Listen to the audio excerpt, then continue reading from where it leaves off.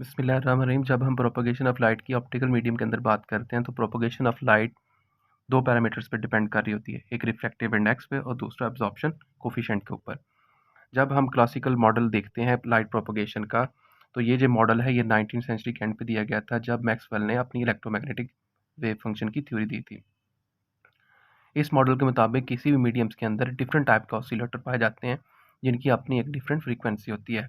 जब हम इंसुलेटर या सेमीकंडक्टर्स की बात करते हैं तो एटॉमिक ऑसिलेटर्स डिपेंड करता है बाउंड इलेक्ट्रॉन्स की ऑसिलेशन के ऊपर। जब हम बात करते हैं वाइब्रेशनल ऑसिलेटर्स की, तो इसकी जो रेजोनेट फ्रीक्वेंसी होती है ये लोअर होती है as compare to atomic oscillators के, और ये इंफ्रारेड स्पेक्ट्रल रीजन के अंदर पाई जाती है। जब हम बात करते हैं फ्री इलेक्ट्रॉन ऑसिलेटर्स की, ये रिस्पॉन्सिबल होता है ऑप्टिकल प्रॉपर्टीज ऑफ मेटल्स पे। आज हम डिफाइन करेंगे और एक्सप्लेन करेंगे एटॉमिक ऑसिलेटर्स को। एटॉमिक ऑसिलेटर्स क्या होते हैं? डाइपोल ऑसिलेटर का कंसेप्ट हर्ट्ज की तरफ से दिया गया था जब वो रेडियो वेव्स को डिटेक्ट करने और जनरेट करने में कामयाब हो गया था लेबॉर्ट्री के अंदर 1887 के अंदर। और this was the confirmation of validity of Maxwell's electromagnetic theory और and beginning of radio telecommunication. जब हम क्लासिकल मॉडल को एटम के एज ऑसिलेटर देखते हैं तो आप ये देख सकते हैं डायग्राम के अंदर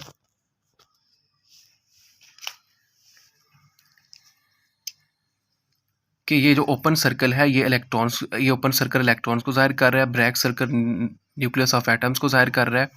it is assume that electrons is held in a stable orbit with respect to nucleus and जो स्प्रिंग्स रिप्रेजेंट कर रहे होते हैं ये रिस्टोरिंग फोर्स को रिप्रेजेंट कर रहे होते हैं।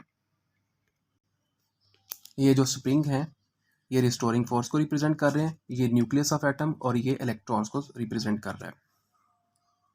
द इलेक्ट्रॉन और पॉजिटिव चार्ज जो न्यूक्लियस होते हैं वो इलेक्ट्रिक डाइपोल क्रिएट करते हैं जिसका मैग्नीट्यूड उसकी सेपरेशन बिटवीन दैम, इनके दरमियान जो सेपरेशन पाई जा रही है उन पर डिपेंड करता है।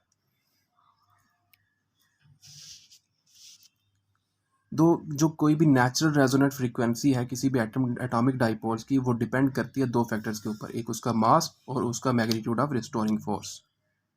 अब हम मास और रिस्टोरिंग फोर्स को निकालने की कोशिश करते हैं, डिफाइन करने की कोशिश करते हैं। जो रिड्यूस्ड मास होता है उसकी इक्वेशन आप 1/μ is equal to 1/m0 plus 1/mn। m0 जो है मास ऑफ इलेक्ट्रॉन है, mn जो है वो nucleus of mn mass of nucleus है, और आपको पता है कि मास ऑफ न्यूक्लियस हमेशा मास ऑफ इलेक्ट्रॉन के बड़ा होता है। और the restoring force is quantized in terms of spring constant Ks, so we coincide with one of the natural frequency of atoms. Omega naught is equal to Ks over mu naught. या इसे ये भी कहा जाता है reduced mass भी कहा जाता है, इस टर्म को reduced mass भी कहा जाता है। We know that there are several dipoles in every atom so that it has many transition frequencies which are determined by the two factors, absorption coefficient और एमिशन स्पेक्ट्रा। और इसकी जो atomic oscillators की जो फ्रीक्वेंसी रेंज होती है वो 10⁻14 से 10⁻15 हर्ट्ज तक होती है।